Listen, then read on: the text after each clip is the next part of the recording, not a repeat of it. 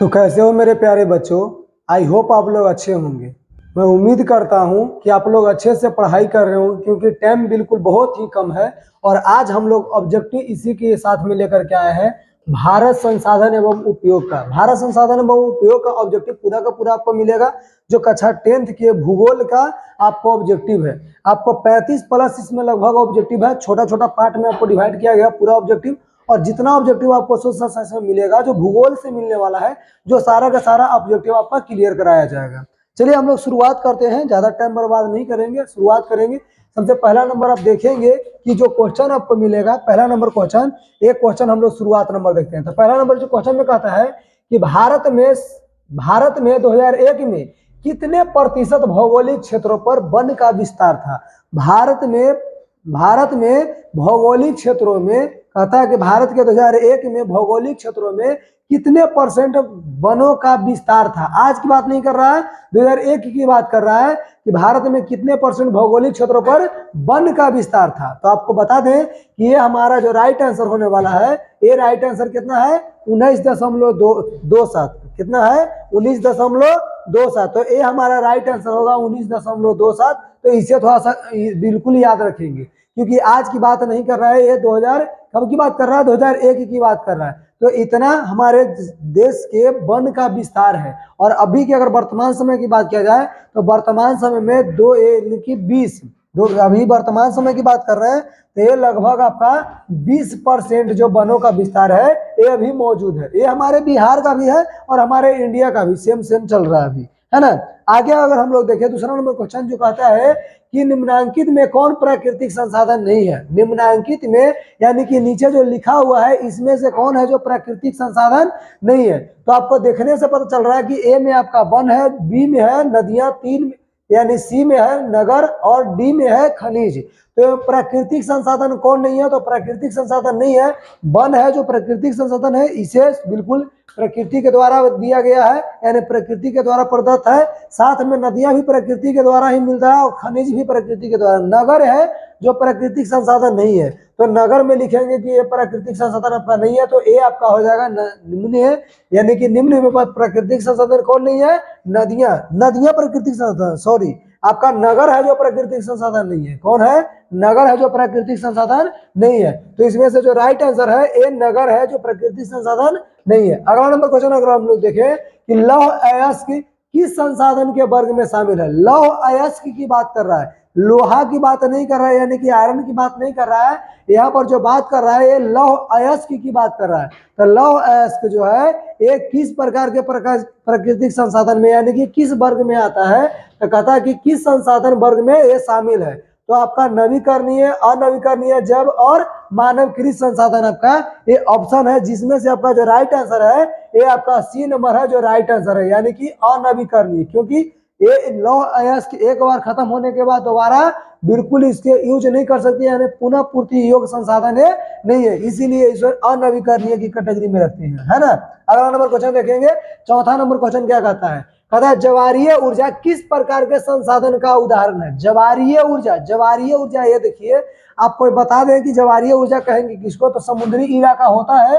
तो समुद्री इलाका वाले जो भाग होते हैं, उसमें अगर जो पानी जो किनारों तक पहुंचता है, लहरें आती हैं और लहर आ करके और फिर वापस लौट जाती है, तो आने वाली लहरों को हम लोग ज्वार बोलते हैं, और लौट करके वापस आने वाली ऊर्जा जो लहरें होती हैं, उसे भाटा बोलते हैं। यानी कि आने और जाने, लहरों को किनारे तक आने और जाने वाली को हम लोग ज्वार और भाटा कहते हैं। और आपको बता दें कि ज्वार भाटा जो होते हैं, इन्हीं ज्वारों से हम लोग बिजली उत्पन्न करते हैं, या कई सारे ऊर्जाओं का निकासी करते हैं। यानी कि ऊर्जा जो उत्पन्न होता है, इन्हीं को हम ज्वारीय ऊर्जा, यानी कि ज्वार से जो ऊर्जा उत्पन्न होता है उसे ज्वारीय ऊर्जा कहेंगे। और ज्वारीय ऊर्जा जब तक समुद्र रहेगा धरती पे, तब तक ज्वारीय ऊर्जा का हम लोग उपयोग करते रहेंगे। और समुद्र जब तक धरती रहेगा, तब तक समुद्र रहने की संभावना है, यानी कि समुद्र में रहे कभी खत्म होगा ही नहीं, तो ज्वारीय ऊर्जा का भी हम लोग यूज करते रहेंगे, ये भी खत्म कभी नहीं होगा, यानी कि भविष्य में खत्म ये होने वाला नहीं है। तो इसका हम कहेंगे ये नवीकरणीय हो जाएगा। क्या हो जाएगा, नवीकरणीय। अब नवीकरणीय होता है जो कभी खत्म नहीं होता, उसे क्या कहते हैं, नवीकरणीय संसाधन। तो ज्वारीय ऊर्जा नवीकरणीय संसाधन का उदाहरण है। ज्वारीय ऊर्जा है जो नवीकरणीय संसाधन का क्या है, उदाहरण है। अगला नंबर क्वेश्चन देखेंगे कि किस प्राकृतिक संसाधन का भंडारण सीमित है। आपको यहाँ पर दिखाई दे रहा होगा सारे के सारे प्राकृतिक संसाधन है, यानी खनिज तेल, सौर ऊर्जा, पवन ऊर्जा और जलीय ऊर्जा। आपको बता दें कि जलीय ऊर्जा की अगर बात किया जाए तो जलीय ऊर्जा जब तक जल रहेगा हमारे धरती पर तब तक इससे हम लोग ऊर्जा उत्पन्न करते रहेंगे और जल कभी खत्म होगा ही नहीं, क्योंकि ये नवीकरणीय संसाधन है। अगला अगर बात किया जाए तो ये हम आपको बताते हैं कि पवन ऊर्जा, तो पवन ऊर्जा जो है ये भी आपका कभी खत्म नहीं होने वाला है। जब धरती पर वायुमंडल रहेगा पवन हमेशा रहेगा। हाँ, कभी ऐसा हो सकता है कि हमारे धरती पे जो जितना वायुमंडल है, हमारी धरती के चारों तरफ जो वायुमंडल के एरिया है इसमें कई सारे आपका गैस मिलता है, जिसमें आपको लगभग 78% आपको मिलता है नाइट्रोजन। क्या मिलता है, नाइट्रोजन। उसके बाद 21% आपको मिलता है ऑक्सीजन। क्या मिलता है, ऑक्सीजन। और लगभग 1% में आपको सारे के सारे गैस आपको मिल जाते हैं, जिसमें कार्बन डाइऑक्साइड जो है जिसका मात्रा 0.03% आपका कार्बन डाइऑक्साइड पड़ जाता है। आपको इसमें से किसी भी गैस का जो पोल्यूशन है, या हम लोग जंगल वंगल नहीं लगाएंगे, कि पेड़ पौधा का नहीं लगाएंगे तो पोल्यूशित हो जाएगा, जिसके वजह से ऑक्सीजन का मात्रा घटेगा, कार्बन डाइऑक्साइड का मात्रा यहाँ बढ़ेगा। लेकिन ऐसा तो नहीं कि वायुमंडल से पूरा के पूरा वायु खत्म हो जाएगा, नहीं खत्म होगा। हवा आपको, पवन हमेशा मौजूद रहेगा हमारे वायुमंडल में, और जब तक वायुमंडल में पवन मौजूद रहेगा तब तक हम लोग पवन ऊर्जा का स्रोत करते रहेंगे, यानी कि लेते रहेंगे, पवन ऊर्जा को यूज करते रहेंगे। तो पवन ऊर्जा भी कभी खत्म होने वाला नहीं है। यानी प्राकृतिक संसाधन तो है, साथ में इसका भंडारण असीमित है, इसको हमेशा हम यूज कर सकते हैं, खत्म नहीं होने वाला है, सीमित है नहीं इसका भंडारण। साथ में सौर ऊर्जा, जब तक सूर्य रहेगा तब तक सूर्य के प्रकाश से सौर ऊर्जा को प्राप्त करते रहेंगे, लेकिन ये भी खत्म नहीं होने वाला। तो ये सारे के सारे आपको भंडारण है जो कभी खत्म होने वाला नहीं है। एक खनिज तेल जिसको हम यूज करते हैं अपने गाड़ी उड़ी चलाने में, यानी कि गाड़ी के ईंधन जो होते हैं 4 व्हीलर, 3 व्हीलर और 2 व्हीलर को चलाने में, या हेलीकॉप्टर वगैरह किसी को, ये सारे चीज को चलाने में हम लोग ईंधन के रूप में यूज करते हैं खनिज तेल का। अब खनिज तेल है जमीन से निकाला जाता है, जमीन से जो खनिज तेल निकाला जाता है, ये एक टाइम ऐसा आएगा जो बिल्कुल क्या हो जाएगा, खत्म हो जाएगा। तो इसका भंडारण जो है ये क्या है, ये बिल्कुल सीमित है, इसका भंडारण क्या है, सीमित है। तो ये हो जाएगा कि प्राकृतिक संसाधन का भंडारण जो सीमित में आएगा ये खनिज तेल आ जाएंगे। तो ये आपका राइट आंसर आपका ए हो जाएगा। क्लियर। छठा नंबर क्वेश्चन देखेंगे। छठा नंबर क्वेश्चन कहता है कि सौर ऊर्जा निम्नलिखित में से कौन सा संसाधन है। ये मानव निर्मित संसाधन है, यानी कि मानवकृत संसाधन है, पुनः पूर्ति योग्य संसाधन है, अजैव संसाधन या अचक्रीय संसाधन। अभी अभी बताया कि सौर ऊर्जा है, इसका भंडारण कभी खत्म नहीं होगा, जब तक सूरज रहेगा तब तक सौर ऊर्जा हम लोग प्राप्त करते हैं। सौर ऊर्जा यानी कि सौर के प्रकाश से, सूरज के प्रकाश से हम लोग सौर ऊर्जा प्राप्त करते रहेंगे, यानी कि इसका सीमित भंडार नहीं है, ये असीमित भंडार है, यानी कि कभी खत्म होने वाला नहीं है।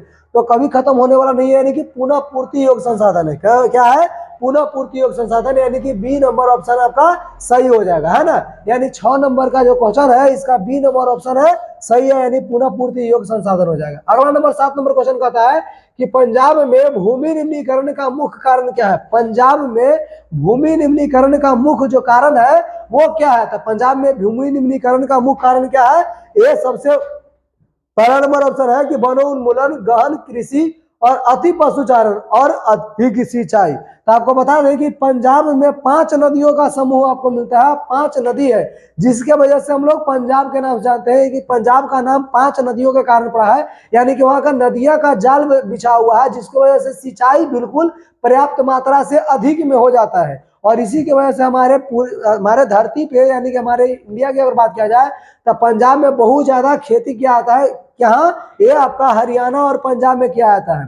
तो आपको बताते चले कि यहाँ पर सिंचाई की अधिक सिंचाई में मात्रा मिल जाता है, यानी कि सिंचाई जो है ये अधिक मात्रा में मिलता है, जिसके वजह से भूमि निम्नीकरण के मुख्य कारण बन सकता है। यानी ये बिल्कुल याद रखें कि पंजाब में भूमि निम्नीकरण का जो मुख्य कारण है वो अधिक सिंचाई का है। क्या है, अधिक सिंचाई है। अगला नंबर क्वेश्चन हम लोग तो देखेंगे 8वां नंबर क्वेश्चन जो क्या कहता है। 8वां नंबर क्वेश्चन कहता है सोपानी कृषि किस राज्य में प्रचलित है। सोपानी कृषि है ये किस राज्य में प्रचलित है। हरियाणा में, पंजाब में, बिहार का मैदानी क्षेत्र या उत्तराखंड। तो आपको बता दे कि हरियाणा में बिल्कुल बहुत ज्यादा कृषि होता है, क्योंकि वो मैदानी भाग है। साथ में हरियाणा और पंजाब दोनों मैदानी, और बिहारी के भी भाग भी जो है वो गंगा के मैदान है। तो ये गंगा के मैदानी भाग, गंगा के मैदानी भाग ये भी, और साथ में ये तीनों के तीनों बिल्कुल मैदानी भाग आपका पड़ जाता है उत्तर भारत के मैदानी भाग आपको हरियाणा, पंजाब और बिहार है। साथ में उत्तराखंड है जो पहाड़ी इलाका है, और पहाड़ी इलाका पर ही सोपानी कृषि की खेती होती है। तो बिल्कुल याद रखेंगे कि उत्तराखंड है जो हमारी क्या हो जाएगी, सोपानी कृषि का एक राज्य में प्रचलित हो जाएगी। यानी कहता है सोपानी कृषि किस राज्य में प्रचलित है, तो उत्तराखंड आपका राइट आंसर होगा। 9 नंबर क्वेश्चन देखते हैं कि 9 नंबर क्वेश्चन में क्या कहता है। 9 नंबर क्वेश्चन कहता है कि काली मृदा का दूसरा नाम क्या है। तो देखिए यहाँ पर हम लोग जानते हैं कि मिट्टी जो है ये कई प्रकार के है, यानी अगर लगभग में हम लोग जाने तो ये निम्न प्रकार के है, यानी 6 प्रकार के। कितने प्रकार के है, 6 प्रकार का आपका मिट्टी की प्रकार पाई जाती है। कितने प्रकार की, 6 प्रकार पाई जाती है मिट्टियों की, जिसमें आपका सबसे होता है पहला जलोढ़ मिट्टी। क्या होता है, जलोढ़ मिट्टी सबसे ऊपर में आता है, जलोढ़ मिट्टी। तो जलोढ़ मिट्टी हम उसको बोलते हैं जो जल से ओढ़ा हुआ रहता है, और ये हमारे सभी भागों में पाए जाते हैं। जलोढ़ मिट्टी 2 प्रकार का होता है, जिसे हम पुरानी जलोढ़ मिट्टी और नया जलोढ़ मिट्टी बोलते हैं, यानी नवीन जलोढ़ मिट्टी बोलते हैं। जिसी में हम लोग पुरानी जलोढ़ मिट्टी और नई जलोढ़ मिट्टी का अलग अलग नाम से भी जानते हैं, लेकिन इसमें हम काली मिट्टी का नाम नहीं जानते। अब दूसरी की बात है बलुई मिट्टी। बलुई मिट्टी किसको बोलते हैं, बलुई मिट्टी बोलते हैं उस चीज को जो रेगिस्तानी मिट्टी होता है, या हम बोल सकते हैं कि बलुई मिट्टी को ही रेगिस्तानी या राजस्थानी मिट्टी कह सकते हैं, यानी कि ये रेगिस्तान में ज्यादा पाया जाता है ना, तो इसको हम बलुई मिट्टी कहते हैं। साथ में अगर लाल मिट्टी को हम लोग लाल मिट्टी या पीली मिट्टी के नाम से जानते हैं, और पर्वतीय मिट्टी जो पर्वत पे पाई जाती है उस मिट्टी को हम लोग पर्वतीय मिट्टी कहते हैं। रेगुर मिट्टी है वो छट जाता है, जिसको हम काली मिट्टी के नाम से भी जानते हैं। बिल्कुल याद रखेंगे कि काली मिट्टी के दूसरा नाम जो है रेगुर मिट्टी हो जाएगा। क्या हो जाएगा, रेगुर मिट्टी। याद रखेंगे रेगुर मिट्टी का नाम जो है वो काली मिट्टी के ही नाम है। रेगुर मिट्टी जो नाम है वो काली मिट्टी का ही नाम है, रेगुर मिट्टी। क्लियर। अगली नंबर क्वेश्चन अगर देख ले हम लोग तो ये देखेंगे, यानी 10 नंबर क्वेश्चन क्या कहता है कि बृहद क्षेत्र में जल की उपस्थिति के कारण पृथ्वी को कहते हैं बहुत ज्यादा मात्रा में, बहुत विशाल एरिया में जल की उपस्थिति होने के कारण पृथ्वी को हम लोग नीला ग्रह के नाम जानते हैं। पृथ्वी जो ग्रह है तो हम लोग जानते हैं पृथ्वी ग्रह, और इसी को हम लोग नीला ग्रह के नाम जानते हैं। किसके कारण, जल की ज्यादा उपलब्धि के कारण। यानी बहुत जल जो है पृथ्वी पर बहुत ज्यादा मात्रा में है, लगभग 71% यानी 3/4 भाग में है। यानी कहते हैं कि 71% भाग में आपका क्या मिलता है, जल की मात्रा हमारे पृथ्वी पे। और जल की अधिकता के कारण हम लोग पृथ्वी को, किसको, पृथ्वी को नीला ग्रह के नाम से जानते हैं। कौन ग्रह के नाम से जानते हैं, नीला ग्रह के नाम से जानते हैं। तो बिल्कुल याद रखेंगे कि नीला ग्रह के नाम से किसको जानते हैं, हम लोग पृथ्वी को जानते हैं, जल की उपलब्धता के कारण। किसके उपलब्धता के कारण, जल के अधिक उपलब्धता के कारण हम लोग नीली ग्रह के नाम जानते हैं। क्लियर। अगला नंबर क्वेश्चन देखेंगे, यानी क्वेश्चन नंबर 11 क्या कहता है, कहता है कि बिहार में कितने प्रतिशत भौगोलिक क्षेत्र में वन का फैलाव है। आपको अभी हम सबसे पहले नंबर क्वेश्चन में बताए थे कि हमारे जितने भारत में अगर औसतन जल की अगर मात्रता, वन की अगर मात्रता जाने भौगोलिक क्षेत्र में कि कितना परसेंट पाया जाता है, तो ये हमारा है जो 20% पाया जाता है। कितना परसेंट पाया जाता है, 20%। ये पूरे भारत में पाया जाता है। तो भारत में वर्तमान में पाया जाता है, तो ये सिर्फ भारत में नहीं, हमारा बिहार में भी सेम टू सेम पाया जाता है। इसमें भी कोई बदलाव नहीं है। बिहार, क्योंकि पूरे भारत में कोई ऐसा राज्य होता है जिसमें बहुत ज्यादा मात्रा में बन पाया था, कहीं पे कुछ कम मात्रा में, लेकिन बिहार ऐसा है जो न ज्यादा है और न कम है। यानी कि कितना परसेंट है, 20% है। कितना परसेंट है, 20%, जो पूरे भारत के जो लगभग सीमित है। तो लगभग जो पूरे भारत में जितना औसतन है हमारे भौगोलिक क्षेत्र में बन पाया था, उतना ही बिहार के औसतन भौगोलिक क्षेत्र में बन पाया जाता है। और यहाँ न कम न ज्यादा, लेकिन होना चाहिए था औसतन जो हमारे बैलेंस बना करके रखे वो 33% होना चाहिए, लेकिन 33% न है, हमारा 33% बिल्कुल कम है, यानी कि 20% है। आपका 13% बहुत ज्यादा कम जाता है। अब यहाँ पर जाने की बिहार में कितने परसेंट भौगोलिक क्षेत्र में वन का फैलाव है, तो आपका ऑप्शन जो हो जाएगा बी नंबर आपका ऑप्शन है जो सही आंसर है, यानी कि बी आपका सही हो जाएगा 20%। कितना परसेंट हो जाएगा, 20%। क्लियर। अगला नंबर क्वेश्चन अगला देखें हम लोग 12 नंबर। तो 12 नंबर देखेंगे कि भारत में किस राज्य में वन का सबसे अधिक विस्तार है। भारत के किस राज्य में सबसे ज्यादा वनों का विस्तार है। पहला नंबर है केरल, कर्नाटक, मध्य प्रदेश और उत्तर प्रदेश। केरल, कर्नाटक, मध्य प्रदेश और उत्तर प्रदेश। तो इसका जो राइट आंसर होने वाला है ये आपका सी है। कौन है? सी, यानी कि मध्य प्रदेश ऐसा एक प्रदेश है जहां पे भारत में सबसे ज्यादा वनों का विस्तार है। भारत में सबसे ज्यादा वनों का विस्तार किस राज्य में है? ये मध्य प्रदेश में आपको मिल जाएगा। किस राज्य में मिलता है? मध्य प्रदेश में मिलता है। क्लियर? अगला नंबर क्वेश्चन देखेंगे, यानी 13 नंबर क्वेश्चन। 13 नंबर क्वेश्चन क्या कहता है कि देश के बांधों को किसने भारत का मंदिर कहा था? हमारे देश के जो बांध है उसको किसने भारत का मंदिर कहा था? क्या बोले थे? भारत का मंदिर। तो ये बात हम पहले पढ़ाए थे, लेकिन चलिए कोई बात नहीं, इसमें भी हम लोग ये जानेंगे कि हमारे भारत में एक ऐसे प्रधानमंत्री, यानी भारत के प्रथम प्रधानमंत्री जो थे, उन्होंने कहे थे आधुनिक भारत का मंदिर। क्या बोले थे? बांध को बोले थे आधुनिक भारत का मंदिर। हमारे जो भारत है, तो भारत में जो नदियों पे जो बांध बनाया जाता है, नदियों पे क्या बनाया जाता है? बांध, जिसको हम लोग बहुउद्देशीय नदी परियोजना बोल के नाम से भी जानते हैं। तो इस बांध को हमारे देश के प्रथम प्रधानमंत्री ने कहे थे आधुनिक भारत का मंदिर। क्या बोले थे? आधुनिक भारत के मंदिर, जिसका नाम है पंडित जवाहरलाल नेहरू। एक इनका नाम क्या है? पंडित जवाहरलाल नेहरू। तो ये बात आप लोग याद रखेंगे बिल्कुल अच्छी तरह से कि पंडित जवाहरलाल नेहरू ने बताए थे हमारे देश के, यानी कि भारत देश के बांधों को बोले थे आधुनिक भारत का मंदिर। क्या बोले थे? आधुनिक भारत का मंदिर। बिल्कुल जब याद रखेंगे कि आधुनिक भारत का मंदिर, क्या बोले थे? आधुनिक भारत का मंदिर कहा था। कौन? पंडित जवाहरलाल नेहरू ने। पंडित जवाहरलाल नेहरू ने बोले थे देश के बांधों को, किसको बोले थे? देश के बांधों को आधुनिक भारत का मंदिर। क्लियर? अगला नंबर क्वेश्चन देखेंगे। 14 नंबर क्वेश्चन कहता है कि मरुस्थलीय मृदा किस राज्य में पाया जाता है? मरुस्थलीय मृदा है वो किस राज्य में पाया जाता है? तो हमारे देश में कई सारे ऐसे जगह है जहां पे मरुस्थलीय मृदा आपको पाया जाएगा, लेकिन मुख्यतः आपको 2 राज्य ऐसे हैं जहां पर अधिक मात्रा, बहुत ज्यादा संख्या में आपका रेगिस्तानी मिट्टी पाया जाता है, जिसको रेगिस्तान बोल सकते हैं, मरुस्थलीय मिट्टी या बलुई मिट्टी भी कहते हैं। तो ये आपका राजस्थान में मिलता है। क्या मिलता है? राजस्थान। राजस्थान, राजस्थान और गुजरात में। राजस्थान और कहाँ मिलता है? गुजरात में मिलता है। तो लेकिन हम लोग सबसे ज्यादा अगर जाने कि राजस्थान और गुजरात में सबसे ज्यादा कहाँ होता है, तो ये आपका क्या हो जाएगा? राजस्थान हो जाता है। अगर राजस्थान का ऑप्शन ना रहे तो बिल्कुल गुजरात का ऑप्शन मारेंगे, बिल्कुल याद रखेंगे। राजस्थान का अगर ऑप्शन ना रहे तो गुजरात का ऑप्शन मारेंगे। तो इसका जो राइट आंसर है ये आपका हो जाएगा राजस्थान। राजस्थान हमारे भारत में सबसे ज्यादा रेगिस्तानी मिट्टी या राजस्थानी मिट्टी या मरुस्थलीय मिट्टी पाई जाती है। क्लियर? अगला नंबर क्वेश्चन देखेंगे। कहता है किस कमीशन ने सतत पोषीय विकास की अवधारणा प्रस्तुत की है? तो किस कमीशन ने सतत पोषीय विकास की अवधारणा को प्रस्तुत की है?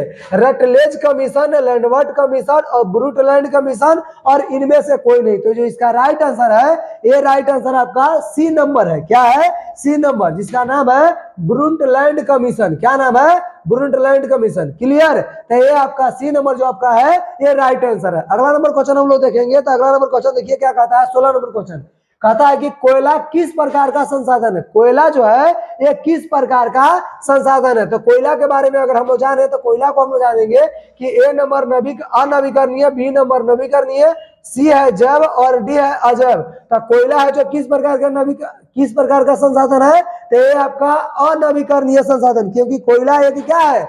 ये आपका खनिज है। क्या है? कोयला है जो खनिज है, जो जमीन के अंदर से खनन करके निकाला जाता है, और ये एक बार कभी ना कभी खत्म होगा ही होगा। हाँ, अगर अच्छे से यूज करना शुरू करें तो 1 साल के जगह पे 2 साल, 2 साल के जगह पर 4 साल, अगर 10 साल का हमारे पास अगर कोयला बचा हुआ है, जिस गति से खपत हो रहा है उस हिसाब से अगर 10 साल का कोयला बचा हुआ है, और अगर हम लोग अच्छे से यूज करना शुरू कर दे, बिल्कुल विवेकपूर्ण यूज करना अगर शुरू करते हैं, तो उसको 15 से 20 साल तक हम लोग चला सकते हैं। लेकिन हाँ, 20 साल के बाद खत्म होगा तो होना ही होना है।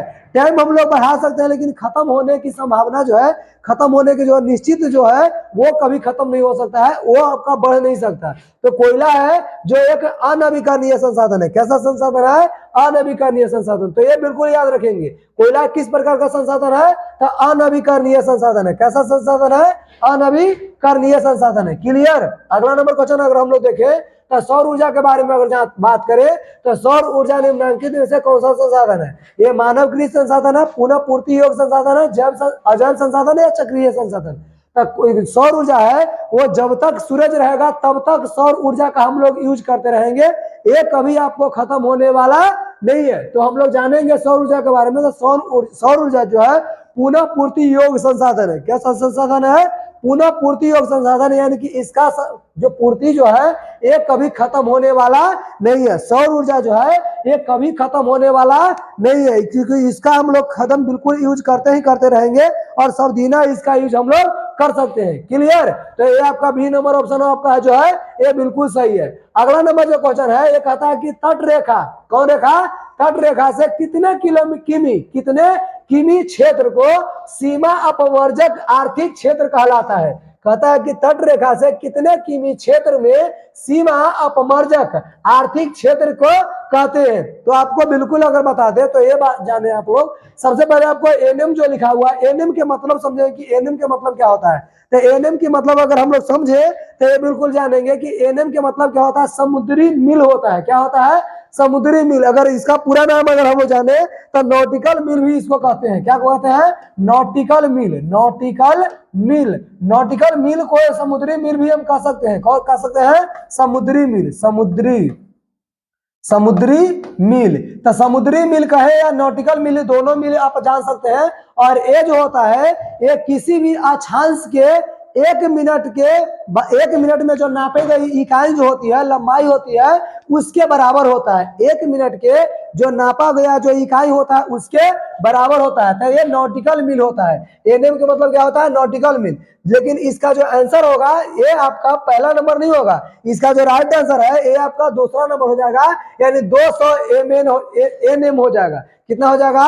200 एनएम। क्लियर? यानी कि तट रेखा से 200 एनएम क्षेत्र सीमा अपवर्जक आर्थिक क्षेत्र कहलाता है। क्लियर? अगला नंबर क्वेश्चन देखेंगे, 19 नंबर क्वेश्चन क्या कहता है। कहता है कि समुद्री क्षेत्र में राजनीतिक सीमा के कितने किमी मतलब किलोमीटर के क्षेत्र को राष्ट्रीय संपदा निहित है। कहता है कि कितने संपदा जो है ये निहित किसी राष्ट्रीय संस्था का होता है।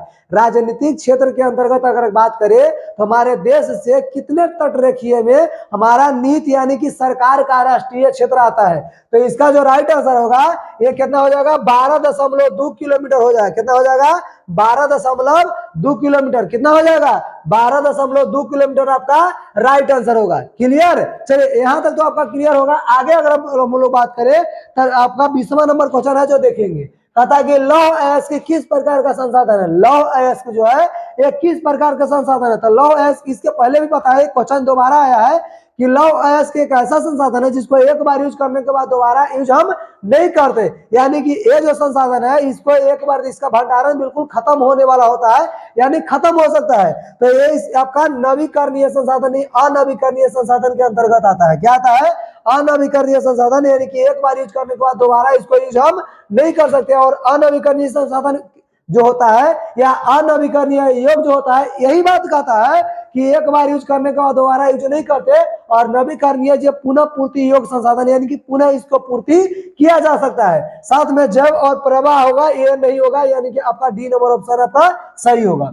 अगला नंबर अगर भाई हम लोग 21 नंबर क्वेश्चन देखेंगे, इसमें कहता है कि ज्वारीय ऊर्जा निम्नलिखित में से किस प्रकार का संसाधन है। तो आपको बता दें कि ज्वारीय ऊर्जा उसको बोलते हैं कि जो समुद्र में से, क्या से? समुद्र के जो लहरें आती है उससे जो उत्पन्न होने लहरें जो आती है किनारे तक, और उसे हम लोग ज्वार बोलते हैं, और लौट कर जाते हैं उसे भाटा बोलते हैं। जो समुद्र में आने वाली लहरें होते हैं और उनसे जो हम लोग ऊर्जा प्राप्त करते हैं उसी ऊर्जा को हम लोग ज्वारीय ऊर्जा कहते हैं। और ज्वारीय ऊर्जा जब तक समुद्र रहेगा तब तक ज्वारीय ऊर्जा का हम लोग उपयोग करते रहेंगे। जब तक समुद्र यानी कि समुद्र में पानी रहेगा, समुद्र कभी खत्म होने वाला नहीं, क्योंकि समुद्र का गहराई आज तक कोई नहीं नाप सका है, तो उसका पानी कैसे खत्म हो जाएगा? क्योंकि वो अभी हम लोग को बहुत समय लग जाएगा समुद्र को खत्म होने में, जब तक पृथ्वी के साथ खत्म हो जाए। उस हिसाब से आप कह सकते हैं कि इसका खत्म। तो ये आपका जो ज्वारीय ऊर्जा पुनः पूर्ति योग संसाधन के अंतर्गत आता है। क्या आता है? पुनः पूर्ति योग संसाधन, यानी कि यह कभी खत्म होने वाला नहीं होगा, यानी कि पुनः पूर्ति योग संसाधन ज्वारीय ऊर्जा के अंतर्गत आएगा। क्लियर? आगे अगर हम लोग बात करें 22 नंबर क्वेश्चन, तो कहता है कि पवन ऊर्जा किस प्रकार का संसाधन है।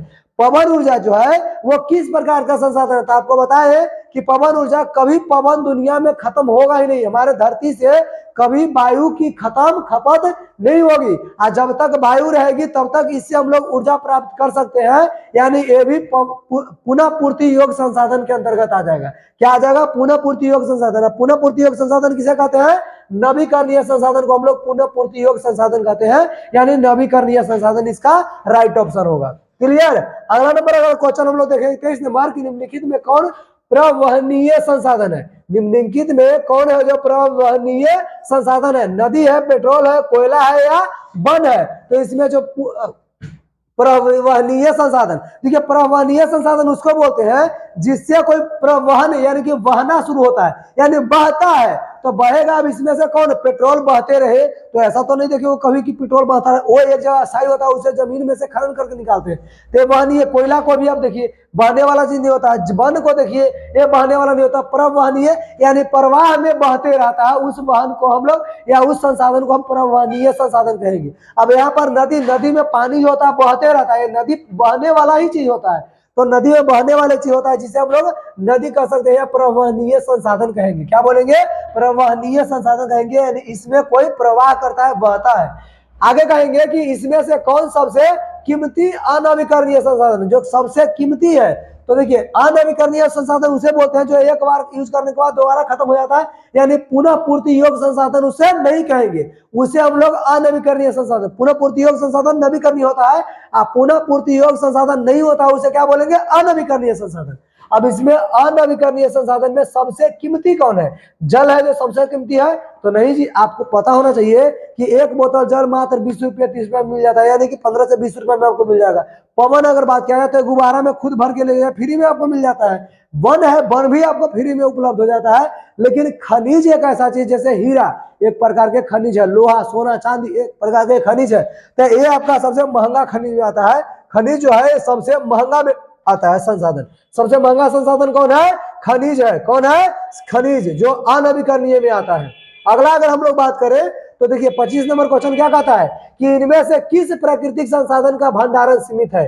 इनमें से कौन सा ऐसा संसाधन है जो बिल्कुल सीमित है, उसका भंडारण कभी यानी हमें खत्म हो जाएगा, ये कभी सीमित हो ही नहीं सकता, असीमित कभी नहीं हो सकता, सीमित बिल्कुल है, इसका भंडारण आगे चल के क्या हो जाएगा? खत्म हो जाएगा, बिल्कुल खाली हो जाएगा।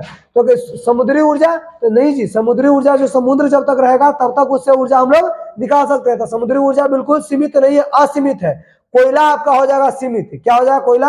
पवन ऊर्जा और सौर ऊर्जा की बात करें तो जब तक सूरज रहेगा तब तक सौर ऊर्जा यूज कर सकते हैं, और जब तक पवन रहेगा तब तक पवन ऊर्जा यूज कर सकते हैं। लेकिन कोयला जो है जब तक धरती के अंदर कोयला रहेगा तब भी हम लोग यूज कर सकते हैं, और धरती के अंदर अगर कोयला अगर खत्म हो जाएगा तो खनन करने से कोई फायदा रहेगा ही नहीं। यानी कि कोयला है जो क्या हो जाएगा? प्राकृतिक संसाधन के भंडारण में बिल्कुल सीमित है, ये आगे चल के 10 15 साल 20 साल या 50 साल के बाद बिल्कुल खत्म होने वाला है, खाली हो जाने वाला है।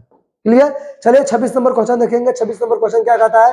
कहता है संसाधन के रूप में किसी पदार्थ का अस्तित्व किस पर निर्भर करता है? संसाधन के रूप में किसी पदार्थ का जो अस्तित्व है वो किस पर निर्भर करता है? मूल्य पर, मात्रा पर, उपयोगिता पर या मूल्यांकन पर? तो इसका जो राइट आंसर होगा, ये आपका राइट आंसर हो जाएगा, सी आपका हो जाएगा राइट आंसर, उपयोगिता पर। क्योंकि प्राकृतिक रूप से किसी पदार्थ का अगर अस्तित्व की बात करें जो किस पर निर्भर करता है? उपयोगिता के। अगर मान लीजिए किसी चीज का अगर उपयोग होगा तभी उस संसाधन को हम लोग यूज करेंगे, वो संसाधन के कैटेगरी में आएगा।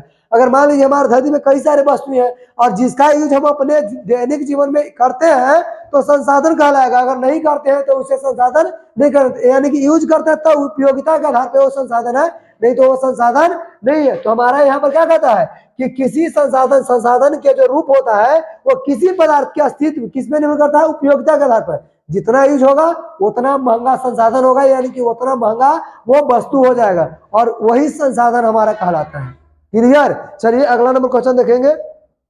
27 नंबर क्वेश्चन क्या कहता है? कहता संसाधनों के विवेकपूर्ण उपयोग का प्रस्ताव किस वर्ष आया? संसाधन को हम लोग विवेकपूर्ण यानी कि अच्छे तरीके से जितना हमें जरूरत हो उतना ही अगर यूज करें, ये एक हमारा नीति चला था जो हमारे देश में नीति अपनाई गई। एक कब अपनाया गया? 1987 ईस्वी में, 1991 ईस्वी में, अगला है 1968 ईस्वी में, 1975 ईस्वी में। तो जो इसका राइट आंसर है कि भारत संसाधनों के विवेकपूर्ण उपयोग का प्रस्ताव है जो किस वर्ष आया था? तो इसका राइट आंसर हो जाएगा आपका सी, यानी कि 1968 ईस्वी। क्या हो जाएगा? 1968 ईस्वी हो जाएगा इसका राइट आंसर। अगला नंबर अगर क्वेश्चन हम लोग देखें 28 नंबर, तो कहता है कि सार्वजनिक स्थान पर बना मंदिर किस प्रकार का संसाधन होता है? तो आपको बता दें कि सार्वजनिक मतलब समाज होता है। अब सामाजिक स्थान पर जो बना हुआ मंदिर होता है पूरे समाज का होता है, यानी हमारे समाज में रहने वाले सारे ग्रुपों का होता है। क्या? सार्वजनिक स्थान पर बना हुआ मंदिर वो सबका होता है, एक का नहीं होता, सभी का होता है। अब यहाँ पर कहता है कि व्यक्तिगत संसाधन होगा, सामुदायिक संसाधन है, राष्ट्रीय संसाधन या अजैव संसाधन। तो इसका जो राइट आंसर हो जाएगा सामुदायिक संसाधन, क्योंकि ये पूरे समाज का, पूरे समुदाय के होता है। जो मंदिर होता है, मंदिर हो, मस्जिद हो, या कोई अगर मरता है वहां पर अगर चिड़ारी की बात किया जाए या शमशान की बात किया जाए, तो ये बिल्कुल सार्वजनिक होता है, सभी लोगों का होता है, किसी एक का नहीं होता। तो ये हो जाएगा आपका सामुदायिक संसाधन। क्लियर? अगली नंबर क्वेश्चन हम लोग देखेंगे कि लिमिटस टू ग्रोथ नाम का जो पुस्तक है किस वर्ष प्रकाशित हुआ था? 1972 ईस्वी में, 1982 ईस्वी में, और 1975 ईस्वी में, और 1990 ईस्वी में। तो जो इसका राइट आंसर होने वाला है, ये राइट आंसर आपका क्या है? 1972 ईस्वी में। क्या होगा? 1972 ईस्वी में इसका राइट आंसर होगा कि लिमिटस टू ग्रोथ नामक पुस्तक जो है ये 1972 ईस्वी में क्या हुआ था? प्रकाशित हुआ था। तो ये बिल्कुल याद रखेंगे, 1972 ईस्वी में क्या हुआ था? प्रकाशित हुआ था। अगला नंबर क्वेश्चन हम देखें 30 नंबर क्वेश्चन, तो कहता है कि 1952 ईस्वी में रियो डी जेनेरो में कौन सा सम्मेलन हुआ था? रियो डी जेनेरो जो है एक जगह का नाम है, वहां पर 1992 ईस्वी में कौन सा सम्मेलन हुआ था?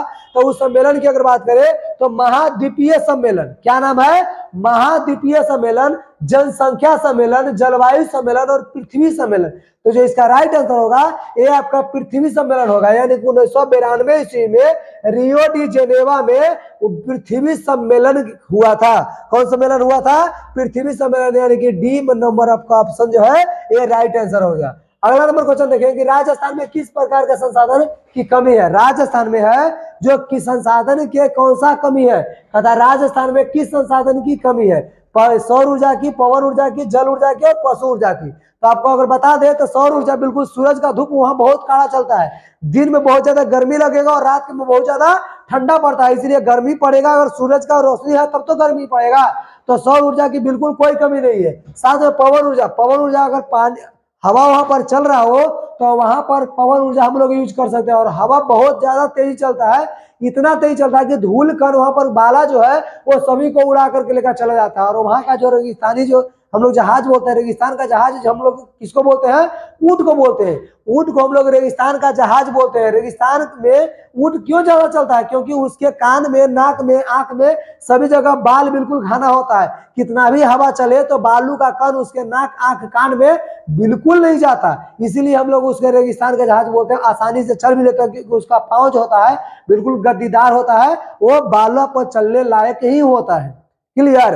अगर इसमें हम लोग देखेंगे तो इसका जो राइट आंसर होगा जल ऊर्जा, क्योंकि जल वहां पर पानी बिल्कुल नहीं मिलता, पानी जो बाला में पानी बिल्कुल सूख जाता है और वहां पर बारिश 10 सेंटीमीटर से भी कम होता है। वार्षिक वर्षा जो होता है ये 10 सेंटीमीटर से क्या होता है? काफी ज्यादा कम मात्रा में वहां पर होता है। और इसी की वजह से वहां पर खेती वगैरह या पेड़ पौधा का आप देखें तो वो आपको वहां नहीं मिलता है। यहाँ तक जानवर भी आपको वहां पर नहीं मिलेगा। हाँ, कुछ जानवर मिलते हैं या कुछ पेड़ पौधे मिलेगा जो कंटीली झाड़ियां मिलते हैं या बबूल का पेड़ आपका वृक्ष आपको वहां पर देखने को मिल जाएगा, जिसे ये ऊंट जो है आसानी से वहां पर खा लेते हैं, है ना। चलिए आगे हम लोग देखेंगे, यानी 3 नंबर आपका ऑप्शन जो है बिल्कुल सही है, यानी सी, जल ऊर्जा।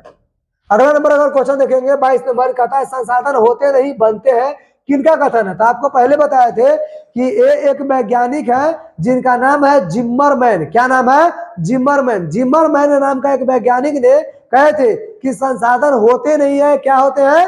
ये बनते हैं या बनाए जाते हैं। संसाधन होते नहीं है, ये क्या होते हैं? बनाए जाते हैं, यानी कि बनते हैं। तो इसका जो बी नंबर ऑप्शन है जो राइट आंसर होगा आपका बी।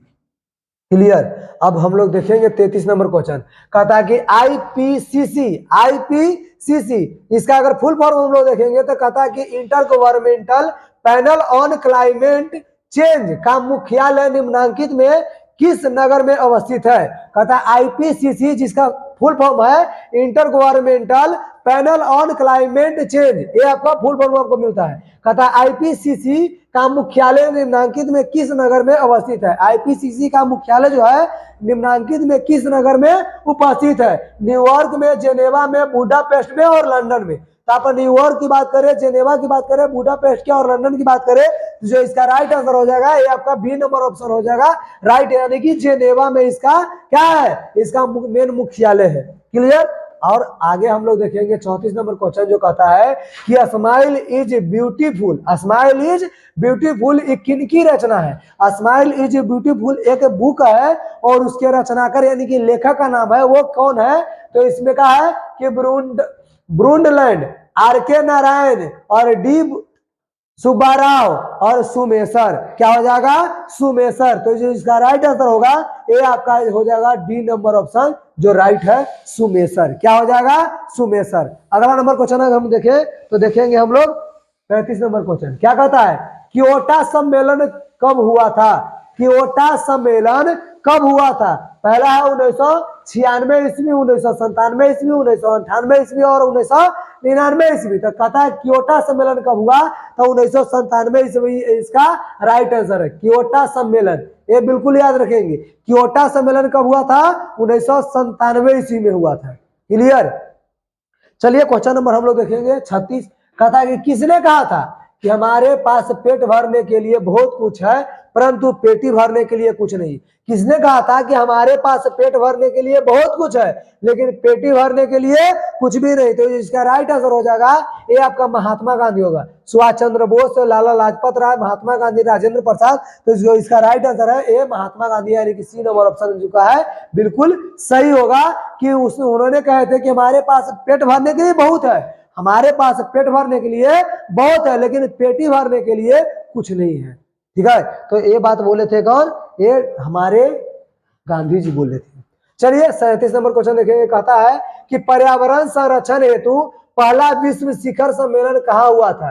पर्यावरण संरक्षण हेतु पहला विश्व शिखर सम्मेलन है जो कहाँ हुआ था, न्यूयॉर्क में, जेनेवा में और स्टॉकहोम में और बुडापेस्ट में। तो इसका राइट आंसर होगा ये आपका हो जाएगा क्या कि पर्यावरण संरक्षण हेतु पहला जो विश्व शिखर सम्मेलन हुआ ये आपका कहाँ हुआ, ये स्टॉकहोम में हुआ था। कहाँ हुआ था, स्टॉकहोम में हुआ था, यानी सी नंबर ऑप्शन है आपका क्या है, सही है। क्लियर। और क्वेश्चन नंबर अगर हम लोग देखें आगे, चलिए इतना ही है, इसके बाद तो आपका बिल्कुल खत्म हो चलता है। चलिए कोई बात ना, ये आपका था ऑब्जेक्टिव क्वेश्चन। ऑब्जेक्टिव क्वेश्चन इतना ही है और साथ में अगला भी क्वेश्चन जो मिलेगा और कई सारे क्वेश्चन आपको, क्वेश्चन लगभग में 200 के आसपास में आपको मिल जाता है, 150-200 के आसपास में क्वेश्चन। इतना ज्यादा क्वेश्चन देंगे कि आपको उतना जो ज्यादा क्वेश्चन उसमें से बोर्ड में से भी नहीं पूछ पाएगा। इसी में से जितना क्वेश्चन पूछना होगा इसी में से, यानी पूरा निचोड़ करके सारे के सारे ऑब्जेक्टिव निकाला हुआ है जो इसमें आपको हम लोग पूछने वाले हैं। चलिए आपको लास्ट वीडियो देखने के लिए धन्यवाद। और टोटल ऑब्जेक्टिव, सब्जेक्टिव और थ्योरी सारे के सारे वीडियो बिल्कुल देखिए और साथ में हमारे चैनल को भी लाइक कीजिए, कमेंट कीजिए और सब्सक्राइब कीजिए। चलिए धन्यवाद, थैंक यू।